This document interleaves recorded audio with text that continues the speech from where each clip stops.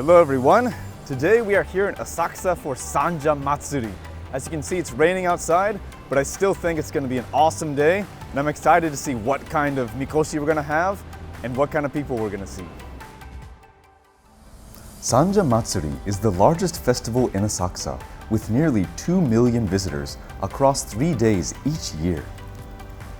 Members of local committees carry over 100 Mikoshi, or portable shrines, throughout the town.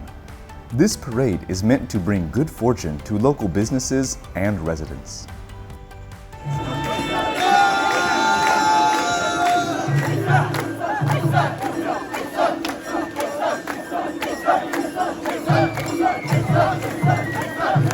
Now let's speak to some of today's participants to find out more about Mikoshi. みこしを担ぐのは何年目になりますか？何年目50年目ぐらいかな。もうちょっとかな。35年ぐらいです。大体何人でやりますか？うちのみこしは300人ぐらいで担ぎます。あなたにとって三社祭りって何ですか？ My life. Your life. Yes. 趣味です。趣味です。毎年やってますか？はい、毎年やってます。どういうところが楽しい担ぐのが？やっぱこの活気とか雰囲気、盛り上がってる時盛り上がる瞬間とかは楽しいですね。あなたにとって三社祭りって何ですか？生きがい？年一の楽しみ？そうですね。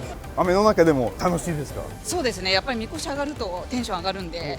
三社祭りって何ですか？そうですね。5月っていうとお祭りの東京ではお祭りのその始まりのシーズンなので。三社祭り始まると、東京のお祭り始まったなっていうふうに思います。はい。それで重くなりますか？重いです。すごく重いです。はい。肩にすごいずっしり。で、雨が降るともっと重くなる。あなたにとって三社祭りって何ですか？人生のすべてぐらい。人生のすべて。はい。雨の中は初めてではないです。そうですね、はい、結構雨降ることが多いので、でもそのなんか竜の神様がなんか喜ぶということで、はい、それはいいことだと思って。もう普通に疲れます。いやいや疲れました。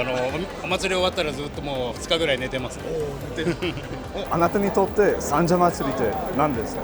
もう原点というか、はい、僕はもうルーツがずっとこの浅草にあるので、やっぱりお祭りがあるとそれをまた感じて、はい、で1年間それで過ごさせていただいてます。